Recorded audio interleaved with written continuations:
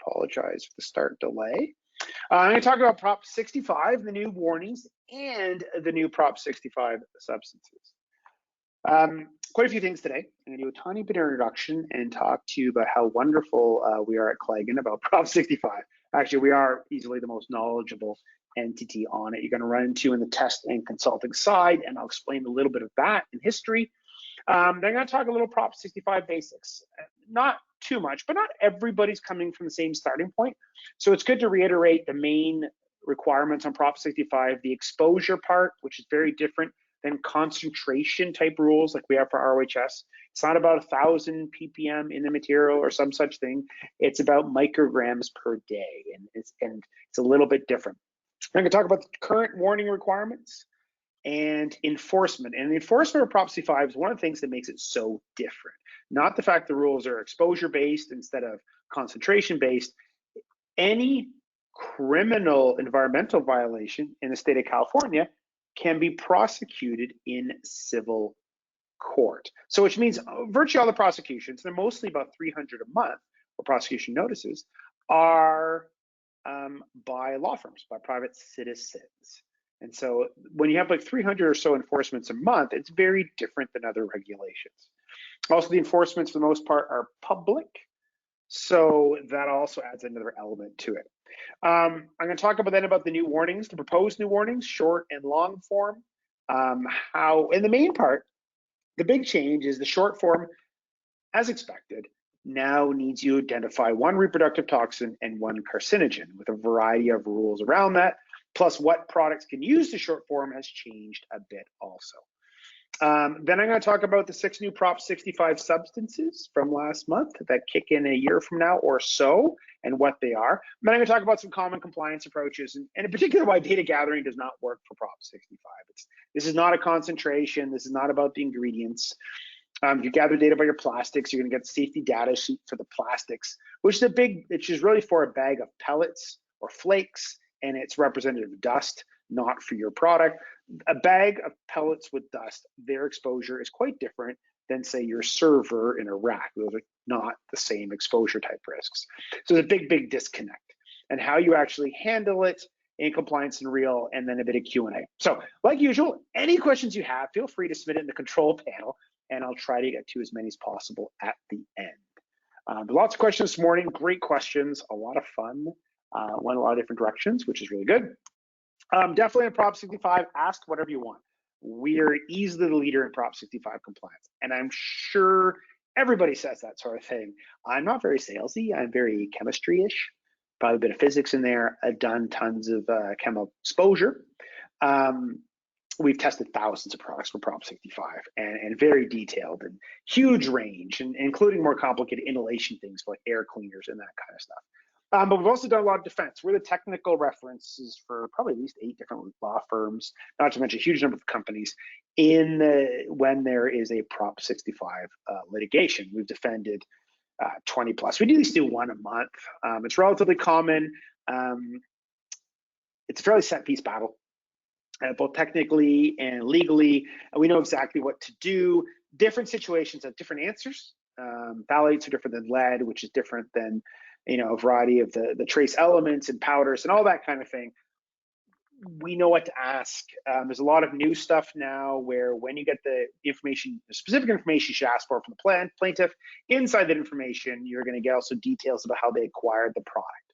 And that's also actually a huge factor. Product acquisition and how they acquired it is a big part of the defense, at least procedurally. And I can explain all that if it ever comes up. So done tons of defenses, both from a technical perspective, talking about exposure and exposure risks and chemicals and all that good stuff, and environment and criteria and conditions, but also tons on the legal side. So how the limit of statutory penalties, how that all works, what you should ask for during the dialogue, what they're presenting, trying to explain for different chemicals, how the plaintiff is basically throwing everything at the wall and seeing what sticks, and what the defense is for each situation, what options are open to them, especially when there's easy answers and there are hard answers. And in many cases, some of the companies are caught dead to rights, and how you limit the penalty when you're obviously in the non-compliant side. But in many cases, you're actually in the compliance side, and it's a technical explanation of why you are. So done tons of this, but most of our work is prevention. We don't want you to get into the defense situation. We're very, very good at the prevention side, not get you down the wrong path, giving you the proper warnings, or making very good justifications of why your product does not need a warning, and more for just the basic substances. We have a really good process that handles everything in the Prop 65, even the more esoteric ones or inhalation stuff when you're dealing with humidifiers and air cleaners and air conditioners. It's a little bit different. So based on the basics, so a little starting point, roughly Prop 65 has well over 900 substances. People try to throw fear in that. So does your safety data sheet stuff. These are basically every single substance that's a category 1 known to cause, or category 2 potentially causes cancer or reproductive harm is in this list. And there are a lot of substances which are Cat 1 or Cat 2. Cat 2 is a huge one. Potentially causes is a very big group. And so virtually everything that's a category 1 or category 2 carcinogen or reproductive toxin is in the Prop 65 list. And the rules basically are, if a consumer or worker, so occupational exposure is in scope. This isn't just consumer products. Occupational exposure is in scope, which includes the doctor or healthcare practitioner too. Exposed over the daily exposure limit. By the way, worker includes repair technician too. In micrograms per day, the manufacturer either has to remove the substance or put an appropriate warning on the product, packaging, or insert. And we'll go over that. And so basically, if there's an exposure issue, you either have to get rid of it, get rid of the exposure, or put the proper warning on it. And a lot of testing work we do is either A, you don't need it for this reason, or B, you do need it for this substance, and this is the reason. And this is the warning you use. Now, you might argue that a lot of the substances don't have micrograms per day limit. They're calculated when they don't have it for the no observable adverse effect limit or equivalent, and we do that too. One of the big things, of course, makes it different is enforcement can be done directly by private citizens, which are really law firms in this case, and they can enforce it directly. And there are roughly 300 prosecutions a month. December is usually lower because of Christmas. Manufacturers get a little bit of a respite over Christmas, but not a lot. So, for example, in December of 2021, there are 253 Prop 65 60-day notices. They're all public. Physical products, almost all of them, but not quite all, are around the exposure of ingestion. You're like, well, people don't eat my product. I'm not worried about ingestion. The ingestion risk is the same as one of the main COVID exposure risks, hand contact. The rule is if you touch something, you eventually touch your mouth pre-COVID 8 times between hand washings. And therefore, the math is 50% of what comes off in your fingertips is ingested. So most of the prosecutions are around the concept of casual contact, and 50% of what comes off in your fingers or a wet wipe is ingested. And that's the main exposure risk. It is really hand contact, and 50% of what comes off your hand is ingested. And phthalates and PVC come off really well in the sweat oils of your skin. So your skin produces really 2 different liquids, a water, which is very polar, and it pulls off things like lead and other metals. And it also produces a very non-polar oil. It's the sebum oil from your sebaceous gland, in the bottom of your hair follicles. That produces the oil that often you leave fingerprints around in your house or stainless steel surfaces that actually dissolves or strips out phthalates from PVC. Phthalates that make PVC flexible, amongst other things, are fundamentally a fluid and come out really easily in oils. They don't come out for beans in water. So if you try to do a wet wipe with water, you're not going to get a lot. But if you do it with a little bit of oil in it, sebaceous gland oil, we use sebum, it comes out really easily. So it's all around hand contact, and 50% of what comes off your hands is ingested. Tons of prosecutions for flexible PVC, including professional products, medical, particularly carrying cases, catheter tubings, urinary bag tubings, blood pressure monitors, whole bunch of things, anything that's PVC. Huge range of things. Basically, anything they can get a hold of that's flexible PVC, if they can prove there's high concentrations of phthalates, they go for that kind of prosecution if you don't have the appropriate warning. Lead in glassware, so a lot of your ceramic mugs, but also your ceramic bakeware. Your ceramic bakeware is outside is blue or yellow or green, that's lead. It's actually why most of your bakeware is interior. If it's ceramic, is white, because they're saying the outside does not contact food, so it's allowed to have lead or cadmium or other goodness in life. But if you touch the actual ceramic, you'd be amazed how much lead or cadmium comes off in your fingers. And that's like having a test lab to see that pretty clearly. Leaded brass is pretty common. Plumbing, the lead in the brass comes off in your fingers and you ingest it. So they're all the lead and phthalates are around. Basically, casual contact comes off in your fingers. 50% of what comes off in your fingers is ingested, and relatively straightforward prosecutions. Bisphenol A, which is a building block of polycarbonate, and it's residual in very small concentrations in finished polycarbonate, higher concentrations in ABS polycarbonate blends. They mostly prosecute stuff that's prolonged human contact. When the threshold is really low and they're looking particularly dermal absorption through the skin, or ingestion, they're looking at stuff that's prolonged human contact. An iPhone case, polycarbonate ABS toolbox handle, a Nerf bat. I'm a little fuzzy why BPA is in there, other than maybe an antioxidant. It's a bit of a strange one. These are prosecutions the past month. Hexavalent chromium, they're not going after the little yellow oily coatings on metals. They're going after leather gloves. One of the main tanning agents for leather is hexavalent chromium. So the chemical from Aaron Brockovich, it's really around leather tanning. And NDEA, N-nitrose diethylamine, one of the nitrosamines, latex, mostly exercise bands, but NDEA and other nitrosamines are created by the vulcanization process in latex, and they go after that. And it's usually all around either casual contact, what comes off in your hand, or prolonged contact, like in the BPA case. So very common prosecutions, probably 60 to 70% of these notices are those. Quite a few are food though. Dietary supplements, seafood in particular often picks up a lot of heavy metals. Pasta, very likely from the irrigation waters for the wheat, but just as easily from the machines they're processed in, picks up a lot of lead and cadmium and mercury. Acrylamide is the brown or black that gets created when you bake something or toast it. So things that are baked or toasted above, say, 375 degrees Fahrenheit, cookies and tortilla chips and nuts and almonds and that kind of thing have acrylamide, and that's a carcinogen. It's really low concentration. Your body can handle it just fine. But Proposition 65 has a 1,000 factor safety limit, so it's high enough to trip that level. Benzene is often in hand sanitizer spray, food spray, other sprays, often a benzene. Diethylamine is common in gels like pain relief gels or mascara.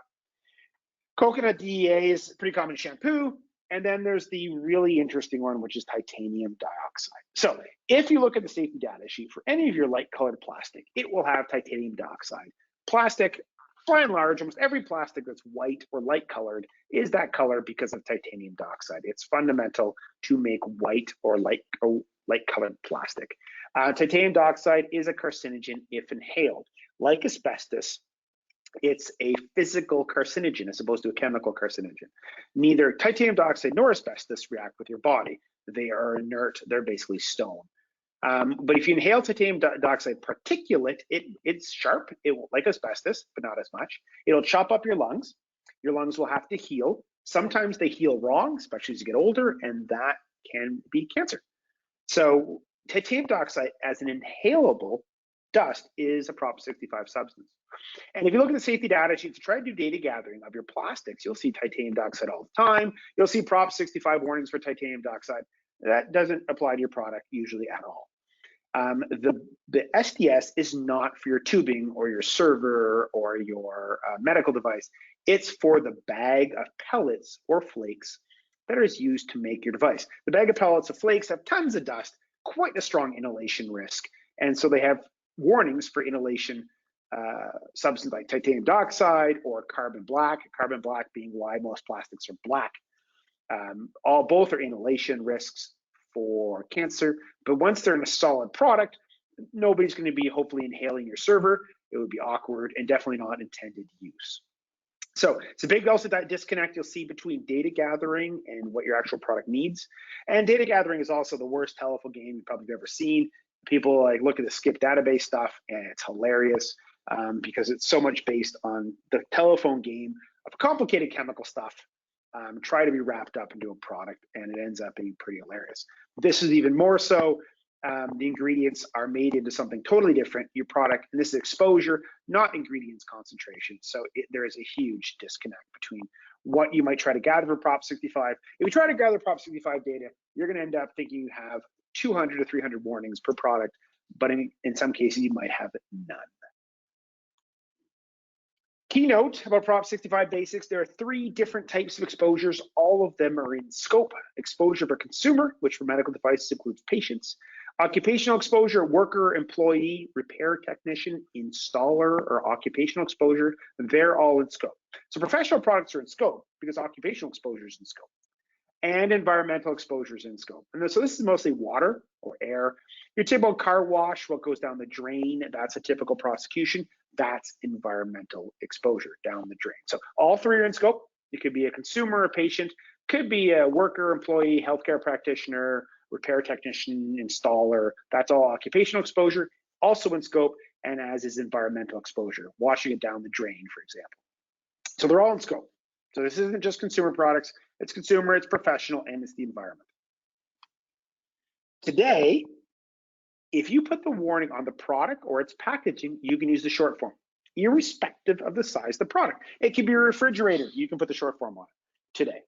The short form doesn't have to say a substance, it's just the usual exclamation point, triangle, and yellow, and I'll explain the rules about yellow in a bit. Bold caps, warning, cancer and reproductive harm, P65, California government website. It doesn't have to say substance, you don't have to say lead or DHP or anything like that. If you use the long form because it's an insert or it's a professional product and they're in the manual, it's the exclamation point, triangle, warning, this product can expose you to chemicals including lead and lead compounds, which is known in the state of California, cause cancer and birth defects or other reproductive harm. For more information, go to the Government of California website. That's the long form. The long form will have more options in the new changes, but the current long form as you're using it today is still valid after these changes. What's really changing is the short form. The short form doesn't, the OEA, the main agency in California, looked at it and said, you know what, this really isn't telling us anything. Companies are just slapping this on and not caring. We want them to actually list the substances or substance of issue. And so that's really what the big change is. And we've known this change is coming for a while now.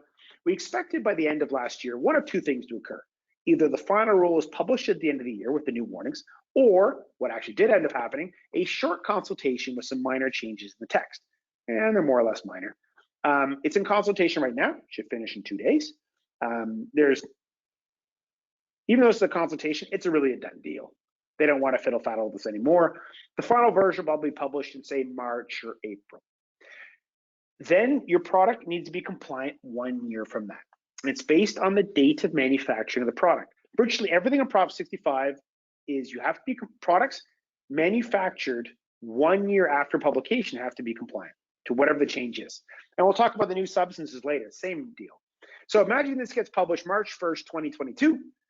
Products manufactured after March 1st, 2023 will have to be compliant with the new requirements. You're allowed to be compliant early, it's written right into legislation, but it's products manufactured after 1 year from the date of publication. So if this ends up being April 12th, when it gets published, if products manufactured after April 12th, 2023 will have to be compliant with the new requirements. And there's a link here with more details. It's a bit of a tough read because what they published is a strike-through version, which I must say is kind of an excitingly difficult reading strike-through. By the way, of course, if you have lots of questions, please feel free to submit in the control panel and I'll try to get to as many as possible. If I don't get to yours, please contact me afterwards. So the big change, here's the short form. The long form already has this, has to list 1 reproductive toxin, if you have one, and 1 carcinogen, if you have one. The long form already has it, but now the short form will. If you have a substance that happens to be a reproductive toxin and a carcinogen, like lead or DHP, you only have to list that one. If you have 3 carcinogens, lead, cadmium, and mercury, for example, you only have to list 1, like lead. And you have a substance that checks both boxes, like DHP, you just have to say DHP. Now, interesting enough, and somebody called me out on the previous one, which is perfectly fair, lead is listed as lead and lead compounds. If you list lead in the warning, you cannot use PB, which for me as a chemist and a physicist and amongst other things, PB is what I normally call lead. It's not in the listing, so you can't use PB. You have to use lead or lead compounds. DHP, on the other hand, DHP is an acronym in the listing. It's bis to diethyl hexylphthalate, in brackets DHP. So DHP is valid because it's actually in the Prop 65 listing, but lead has to be listed as the long word lead. So whatever you write, you have to use the words in the listing. Now, they're also changing where the short form, what product can use the short form. Currently, in the current rules, if you put it on the product or its packaging, you can use the short form even if the thing's the size of a refrigerator. There's no size limitation. The new one's a little bit different. If your surface available and label available for consumer information is less than 12 square inches, and your packaging you also won't accommodate the warning, then you can use the short form. There's also a font requirement. The font used can be no smaller than the largest consumer information font you use. So the name of the product is not consumer information, but if it says, contains a computer and a battery, that's consumer information, or user information in professional products. You have to be at least that font or larger, and no matter what, you can't be below 6 point for the warning. The warning can't be below 6 point, and it has to be as large as the largest typeset for consumer information or user information. So it's really, you have to have a fairly big font, and the short form is only usable now on smaller products, and the short form will still have the requirement to label a reproductive toxin and a carcinogen. So most products are going to have to move to the long form, but those using short form will still have to change, and there's a number of changes that are occurring. There is a new option. This is optional, and if you use the old bull caps warning, that's fine. But now at the start of your warning, you can say warning, bull caps, or CA warning, or California warning. There's no rules on which one you have to choose. Currently, if you have a long form warning, it says warning, and it's still perfectly valid. But you have options, long or short form, to use a different header. Now, it still has to be exclamation point, triangle in yellow, if where it's labeled has access to yellow. If where it's labeled does not have access to yellow, it can just be black ink and basically white. So if it's warning's written on a cardboard box, the cardboard box is just black ink on cardboard, then it does not have to have yellow. It's on a black and white insert, it does not have to have yellow. So you now can have exclamation point, triangle, yellow, if where it's located, the warning is located, has access to yellow, warning bold caps, or CA warning, or California warning. This is actually very, very inconvenient for most restricted substance primes. Choice sucks for the restricted materials prime. It's a technical term. Choice means churn. You can just pick one and tell everybody you're using that, which might be easier. But if you ask everybody's opinion, we find that everybody has a different opinion. Yeah, I like California warning. I like warning. It's just painful. This may seem convenient from the California perspective, but it's actually quite a nuisance. It's amazing when this first came out how much churn we're seeing in companies with emails back and forth arguing which one to use. It might seem convenient that now you have choice to be more descriptive and how much of a nuisance this is. Now, if you do the long form today, the long form as you write today is still valid. It's warning, exclamation point, triangle, yellow if you have access to yellow. And this product can expose you to lead, which is known in the state of California, cause cancer and birth defects and other reproductive harm. For more information, go to the Government of California website. And that's the current long form. You can put now CA warning or California warning if you choose, but the current long form with just warning is perfectly valid. So the long form has more options now, but the current version you're already using if you're using long form is still valid and you don't have to change it. It's really only the short form that has mandatory changes. Long form, the current version is still allowed. It has more options on how you list warning, but otherwise the same. The short form is changing. So the small number of products that can still use the short form now have to list a carcinogen if they have one and a reproductive toxin if they have one, and extra bonus, they have two different options, which goes down the same path of choice. Choice is not necessarily the friend of the poor restricted materials prime in a company, because there will be churn. Some people say, hey, let's use cancer risk and reproductive harm. And everybody else goes, let's use exposes you to. Well, I don't want to say exposes, but I don't really want to say cancer. And they'll go back and forth. And it's not fun. Definitely already been through this a couple times. Like just pick one. So the new warnings are either exclamation point, triangle with yellow if where it's printed has access to yellow, CA warning, or California warning, bold caps, cancer risk and reproductive harm from DHP exposure, P65 website, or same deal, CA warning, expose you to DHP, a carcinogen and reproductive toxicant, Government of California website. So you have choice. which might seem like, hey, that's nice of them. No, it's not. It's actually kind of a nuisance. I mean, as a consultant, I can say, hey, look, you have choice and explain it and so on and so forth. But you as a, prime for restricted materials in your company, unless you say, you know what, we're using this, guys, just the way it is, getting people's opinion is just churn. Like, you could argue many different ways.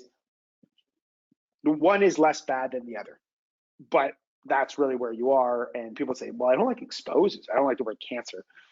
Well, that's kind of the point. They want to make it awkward for you. They're not trying to make these not awkward. That's kind of the point. They're saying, hey, we're not banning it, but we're making it super awkward for you. And that's kind of what they're doing here. So yeah, neither one's that pleasant. By the way, if it's located on, wherever it's located, if that place has other translations, other languages outside just the name of the product, this has to be translated into other languages. There are translations will be available on the Government of California website. Some of them historically were hilarious. Being a French speaker for my sins, the translations were amazing. It was basically for this one, it's saying, this product can expose you to lead, which is known in the state of California cause cancer and birth defects or other reproductive harm. And that's the English version. The French direct translation is pretty well, this product can expose you to lead, which is known in the state of California to cause cancer, birth defects, and affect your reproductive equipment. I'm like, do they know what they just said here? Let's go with it. And the reason for the translation is due to California's linguistic diversity. Very strange, but the translations for this and a huge variety of the languages, French being one of them, but of course, a significant variety of Asian languages and European languages. So if where it's printed, so imagine you put an insert, the insert's on in English, it has to be in English. You put it on the product packaging is in English and Spanish, the warning has to be in English and Spanish. It has to be the same language as wherever it's located. If you have a global manual in your professional product and you can justify putting the manual is translated in 14 different languages, guess what? This has to be translated in 14 different languages. Yes, it may not be using Italian as much in California, but it's a very diverse state. And if you put something in there in Italian, the warning has to be in Italian. Again, if you put it as an insert and it's just an English insert, then that's fine because there's nothing else on the insert. If it's in a safety manual or something with like 6 other languages, 6 other languages. By the way, that's unchanged. This is not new. If I had a slide all about it, if this is a new change, it's like that since the 2018 changes. So this is basically the very quick view of the changes. If you can still use a short form, it now has to say a chemical. You have 2 different options. Long form is fundamentally unchanged, other than the fact you can say CA warning or California warning if you so choose. To add to the fun, and this is a lot of fun, I find it more fun than the average person, which I find a little bit exciting, which might mean that I don't get invited to parties as much. It's interesting, also related, we're, with Prop 65, we're one of the main, chemistry and biochemistry exposure experts, which means we also do a tremendous amount of work in the COVID side, especially around Omicron. We do a lot of work in the exposure, all for private businesses, and how it actually works, how the exposure works, how not to get it. It's an amazing amount. Strangely enough, even though it's a virus versus chemicals, you'd be amazed how much of the Prop 65 type exposure stuff directly translates to COVID. There are also 6 new substances, and they were published in December of 2021 in 2 different batches on 2 different dates, and they go into effect for products manufactured after December 2022.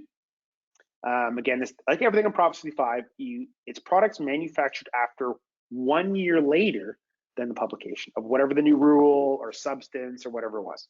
It's pretty consistent, and it's the manufacture date of the product. It's not the importation date or the sales date. And by the way, the date of manufacture for Prop 65 is critical. The limit of statutory penalties follows date of manufacture. It's a big part of defense. A lot of professional products, the way they get a hold of it is on the gray market where somebody's reselling extra inventory. That inventory is usually well over 1 year old, and the defensive strategy is quite different. There's more options available to you, we'll say. So we've done tons of defenses. Hopefully you don't get in that situation, but if you do, give us a call, we can help. But more importantly, let's just not let you get into this trouble. Just contact us and we'll keep you out of the problem in the first place. And if you need warnings, we'll make sure you have the exact right ones, or if you don't need one, we'll justify why you don't. So there's 6 new substances, and I'll explain them. And for the most part, they're really around the risk materials are things in high human contact, so extended time, wearables, implants, that kind of thing. So the first 3 are all the same family. They're all acrylates. I did not fix that chemical formula at the bottom. It shouldn't be riding on top of the wordage. But almost all of these are acrylates. They're the monomers to make acrylics, whether acrylic paints, which is not really a problem here, or acrylic plastics, polymethyl methacrylate, plexiglass, the cheaper replacement for polycarbonate. It's funny, a lot of polycarbonate is going by the wayside because people are worried about BPA, which, believe it or not, in polycarbonate is so trace. But then the ethyl hexyl acrylate or the methyl acrylates in the replacement are much higher, and they have their own challenges. But because it's just trace residual monomer from polymerization, PMMA is polymerized from ethyl hexyl acrylate, or more commonly methyl acrylate. It is trace amounts, and the no observable adverse effect limit for methyl acrylate and the other 2 are pretty high. So you really have to be a high exposure situation. So you're looking at, it's pretty low risk unless it's wearable or invasive acrylics. Plexiglass, PMMA being an acrylic.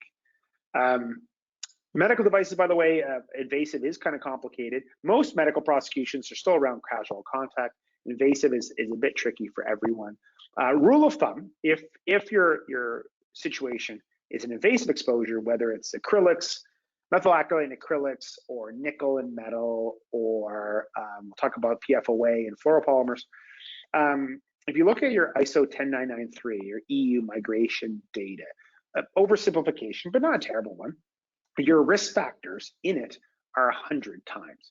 What that really means is whatever the no observable adverse effect limit or equivalent is, the limit for what concentration makes it dangerous, generally there is a factor of 100 safety limit in the medical side, where basically if it's 100 times lower than that exposure, it's not going to be a problem.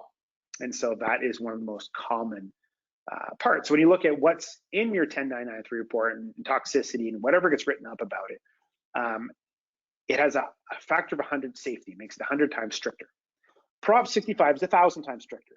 So one way to look at it, if it passes your 10993 migration requirements by a factor of 10, it'll be fine for Prop 65. One of the challenges we see in medical device companies, and especially with ISO 10993, we read lots of them. By the way, if you don't understand your 10993 report, it's a little confusing, talk to us.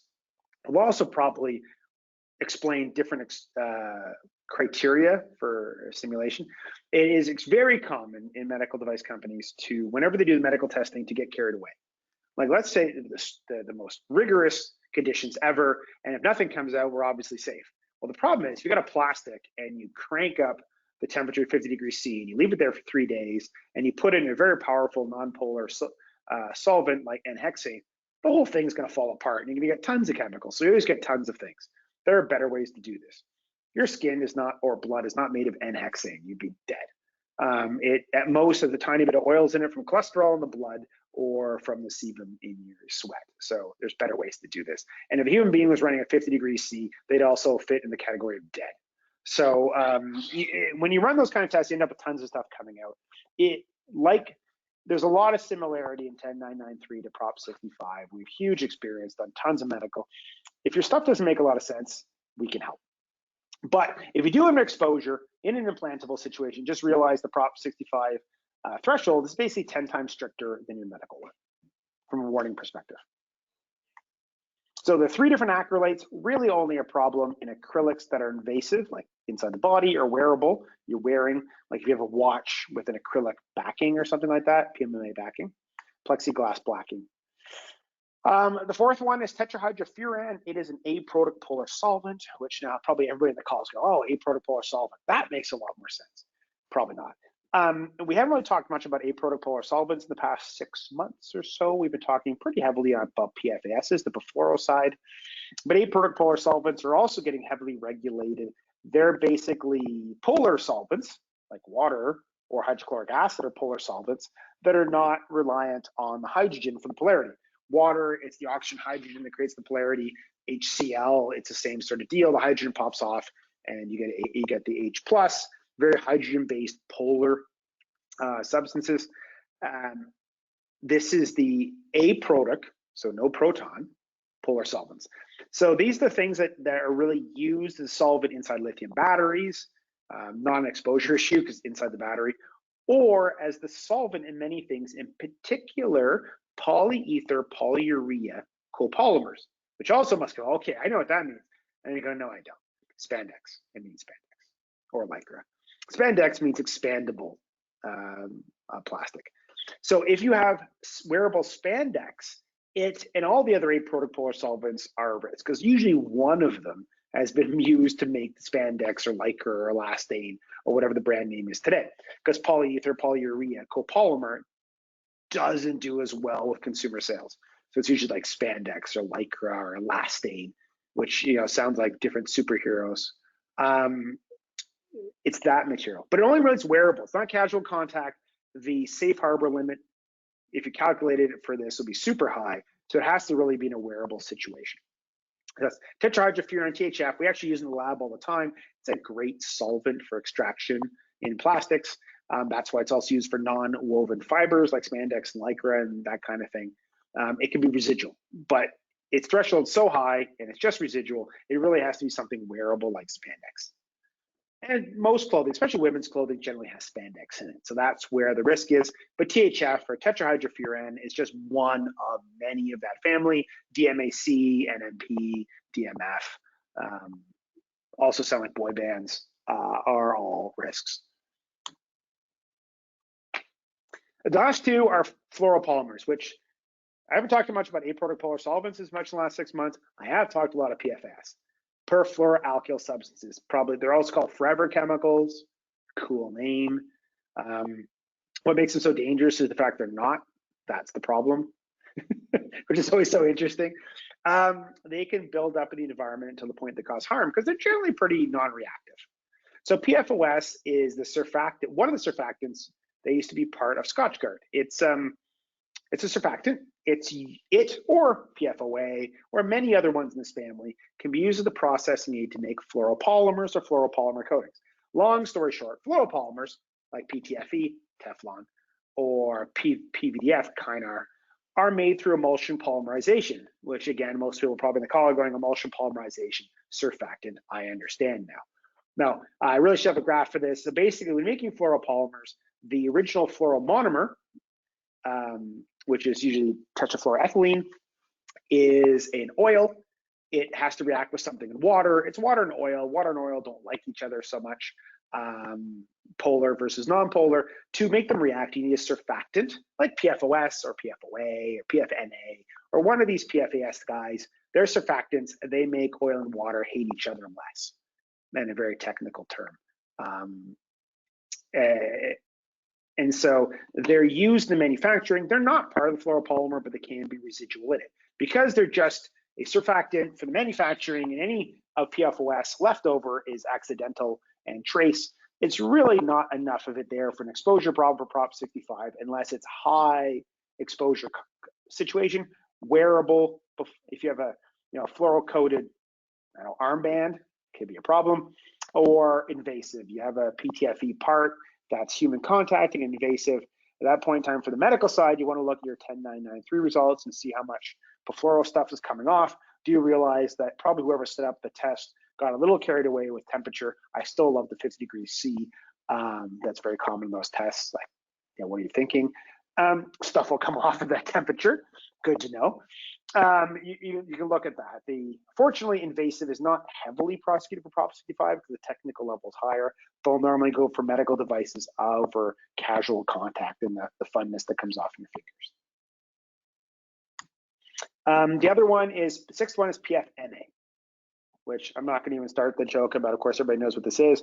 PFOA, which is relatively regulated, is perfluorooctanoic acid, octo is 8. PFNA is Nona, 9. It's one longer. So this Tosca stuff we've talked about in previous months about long chain perfluoroalkyl carboxylate just rolls off the tongue. It's one of those. It's one longer. PFOA is 8. PFNA is 9. octonona. So it's the same place as PFOA. You're looking again, it's a surfactant that can be used to make floral polymers. It doesn't have to be. There are other surfactants for floral polymers that aren't necessarily as restricted. Its concentration, because it's a trace residual surfactant, a tiny little bit, it's pretty low risk unless you're looking at wearable floral polymers or invasive floral polymers. So pretty darn low risk. And those are 6 new substances. They kick in for products manufactured after December of this year. 2022. It's 1 year after publication, which was last month. If you have lots of questions, feel free to put it in the control panel. This got a little chemistry-ish. That's a technical term, not really. And on the bright side, everybody who registered will receive a copy of the slides, so you have lots of time to revisit and not necessarily understand all the bits. Feel free to ask us questions. I also do talk quickly, and I do apologize, especially for people who are not English first language. I speak French poorly. I understand it a lot better. I know growing up, especially where I live, understanding Quebecois is something. It goes a bit fast and has some different words.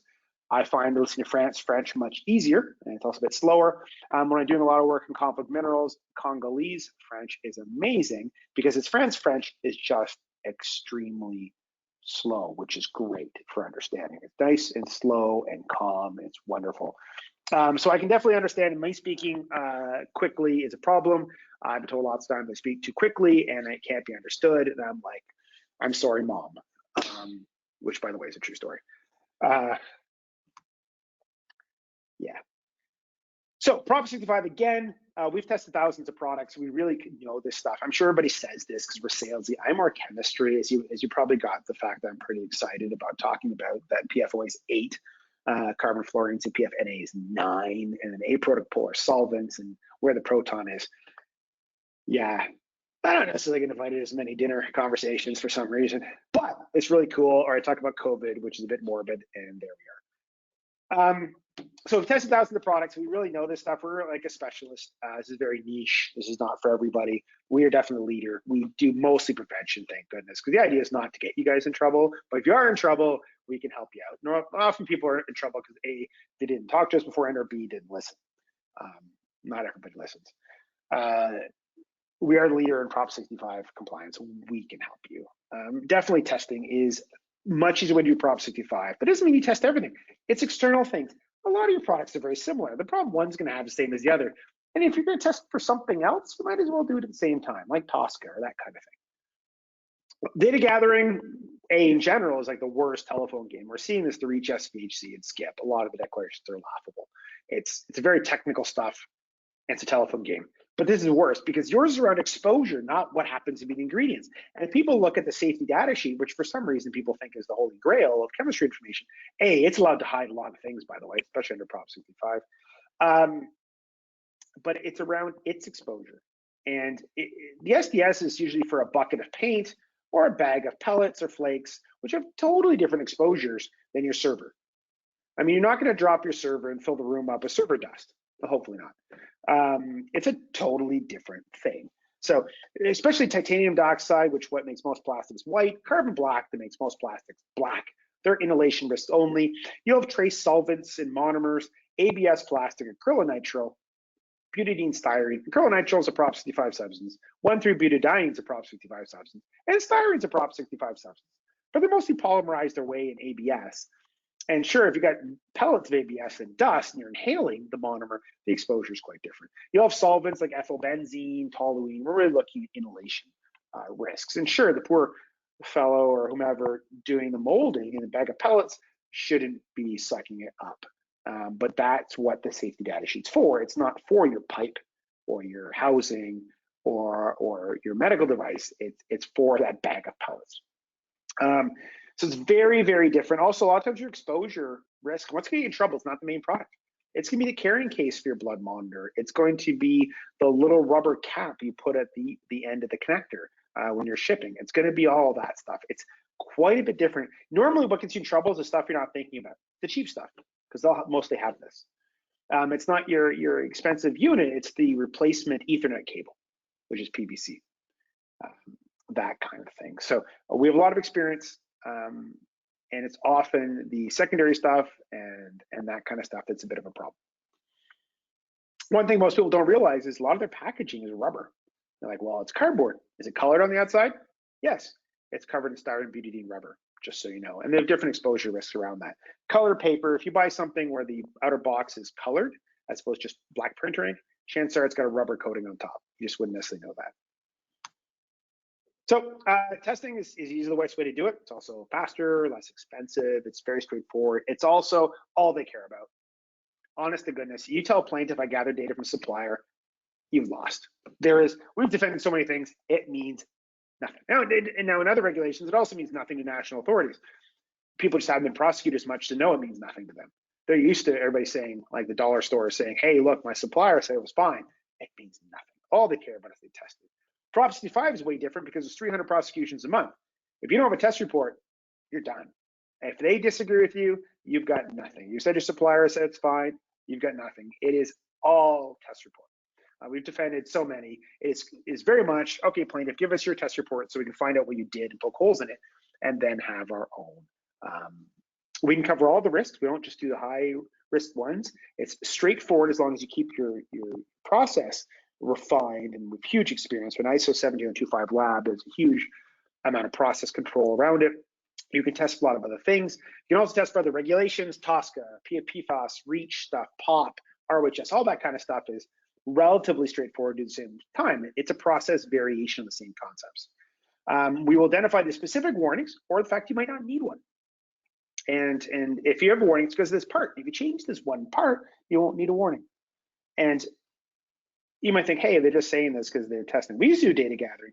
We find it just didn't hold up in court and the quality is not to our standard. Everybody says it, but we hold ourselves to a very high quality standard. Data gathering just doesn't make it. The only reason people got away with data gathering is nobody's checked. Prop 65, they check all the time. There's almost 300 prosecutions or more a month. If you don't have a test report, you will lose. It's that simple. If you put a proper warning on, fine. But if you don't have a warning and you don't have a test report, if they find something, you've lost. It's all test report based. So just email us. We solve Prop 65. So we can help you. And we're not going to take you down a huge rat hole to make your life difficult. We know exactly what we're doing and going for. It's not worth our time to take you the long way around, put it simply. Also, you can tell I'm not a particularly salesy person. I'm a chemie person. We're very interested in getting the answer you need. You do Q&A. Any questions you have, please put in the control panel. I'll try to get to as many as possible. If I don't get to yours, please feel free to contact me afterwards. Again, everyone who registered will receive a copy of the slides, and there should be a recording available the next couple of days. I have a bad feeling that I've said lots of crazy things, but that's normal.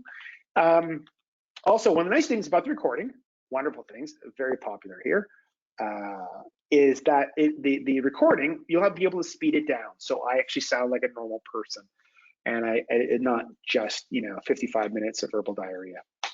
So very cool. Has California finalized the requirement for long form warning? It's other than you have new options, it's unchanged. So there are more options for long form, but the wording from 2018 version is still valid in this one whenever it gets published. You just have more options. You can have warning, CA warning, or California warning, which is actually not convenient because that involves choice. If we have an instrument and it is enclosed and the item in question contains a P65 part, do we need to add a P65 warning? As it is, the enclosed person is not exposed. So, good question.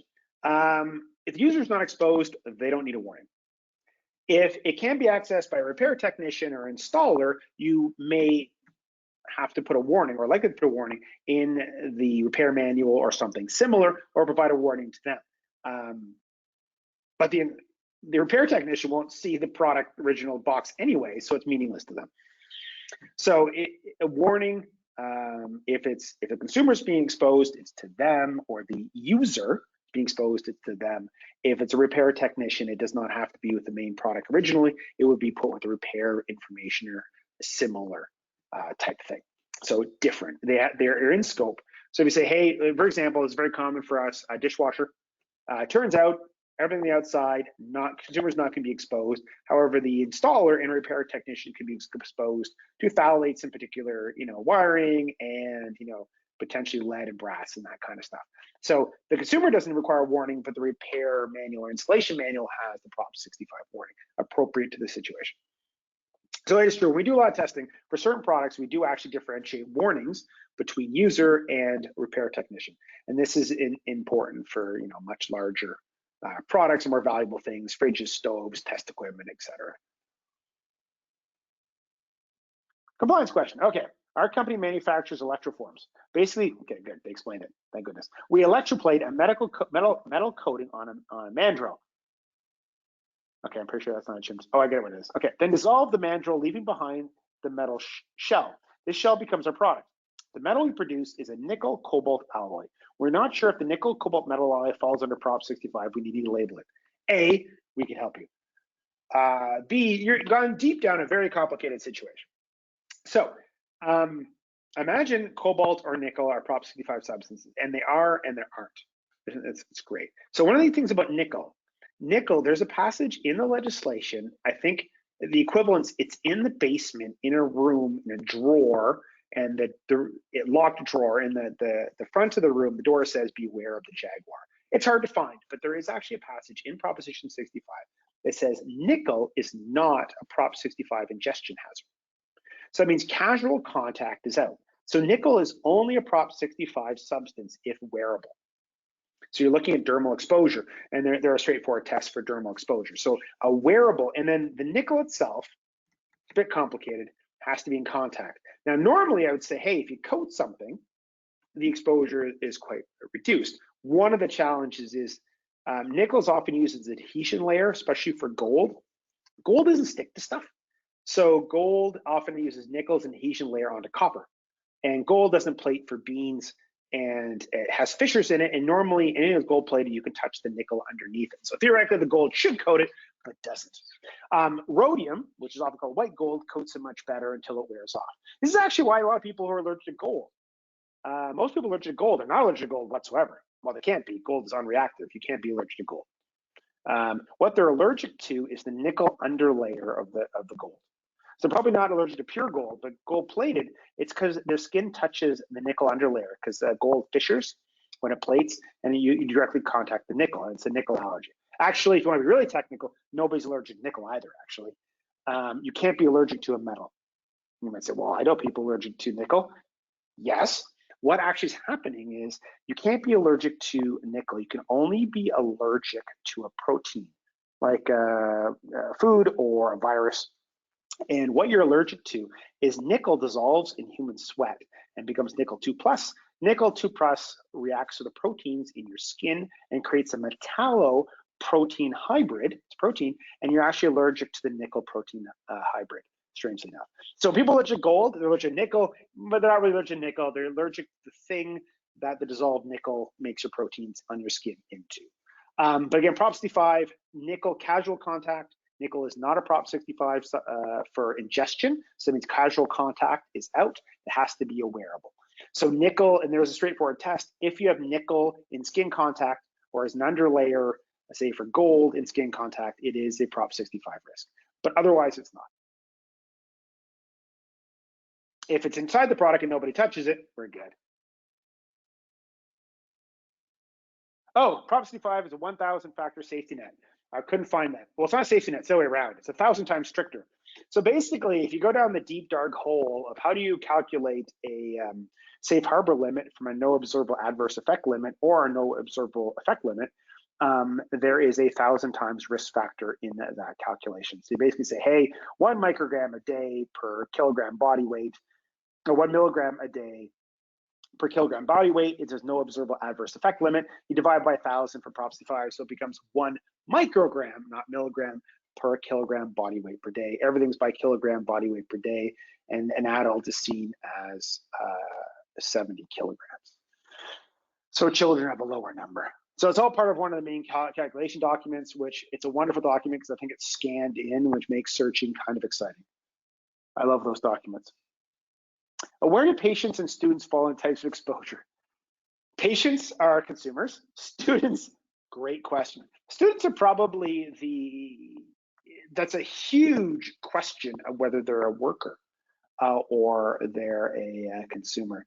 That is a huge factor. That's probably why a lot of students get hurt and a lot of things. We treat them as workers, but it's a very interesting question. If it's university and it's part of their job, it's worker. If they're attending and they're learning a trade, it's a worker. If they're at school, in high school, they're not, they're a consumer.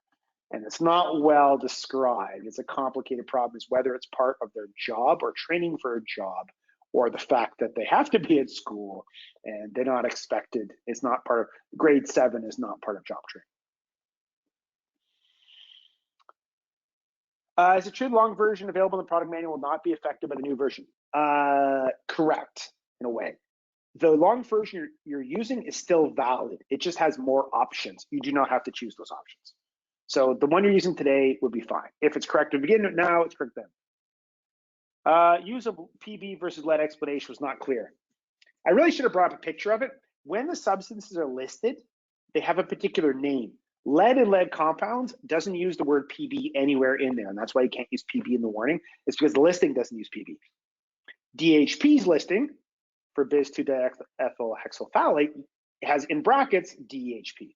You can only use the words that are in its listing, and lead's listing does not use PB.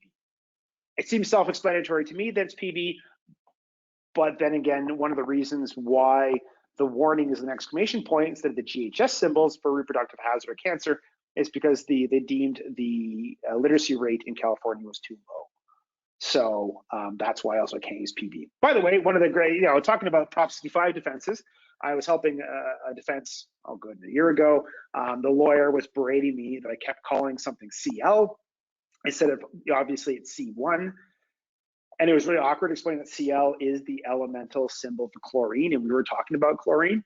They were very unhappy with the explanation that Cl is chlorine and that everybody knows it's chlorine, and they took offense to that. So probably one of the reasons why I can't put PB here is for the same reason. It says lead. It says lead in the listing. You have to write lead, L-E-A-D, or lead compounds. That C1 conversation was spectacular, by the way. It's fair enough. I can be snarky about being very sciencey and that kind of thing, which is perfectly unfair in a lot of cases. There are people with tremendous skills that I don't have, like writing cursive properly or handwriting that's legible. Thank goodness for computers. Am I correct in thinking it is odd that if my product contains 10 listed chemicals, I have to list one? Yep. You just have to list one carcinogen and one reproductive toxin. Now, some of the wonderful chemicals like lead happen to be both. But if it's, say, antimony trioxide, which is virtually impossible to be a Prop 65 risk, but it is a Prop 65 substance, it's just a carcinogen. So if you happen to have a reproductive toxin like, DIDP, you'd have to list it too. So you'd have to go antimony trioxide and DIDP. Lead or DHP happens to be both, and so they simplify your life. If you have, lead, cadmium, mercury, and arsenic, you just have to say lead. It checks all the boxes. Now, fortunately, most products don't have that many Prop 65 substances, mostly because the exposure is, because of the situation, most Prop 65 substances, by the way, are around inhalation risk. And if it's not an inhalation situation, they're pretty low risk. So there's a lot of subtleties, but all the substances, the prosecutions are primarily ingestion, but not all the substances are an ingestion Prop 65 risk. Hand contact and ingestion, say for nickel, it specifically says it's not. But not on this web page, deep in a really strange old part of the legislation that says it is. It's really odd. Thanks again for the questions. I went over time. Another meeting, I'm pushing people off. That's okay. I'd rather be with you guys. Thanks again for everybody attended. Everybody register, receive a copy of the slides, and we should have a recording available the next couple of days. If you have any more questions, just contact me. And remember, Prop 65, you get into trouble, it's all about test reports. They don't care what your supplier said. They also know the supplier will tell you anything, and generally they're right. What the supplier told you is often not right. Like, hey, a supplier said it, we use DOTP now, not DHP. They're like, we got test reports as DHP, we don't care. And often we test it, we're like, yeah, they're actually still using DHP. They didn't tell you the truth. So talk to everyone again soon, and thanks for attending. And I look forward to talking to everyone again in the near future.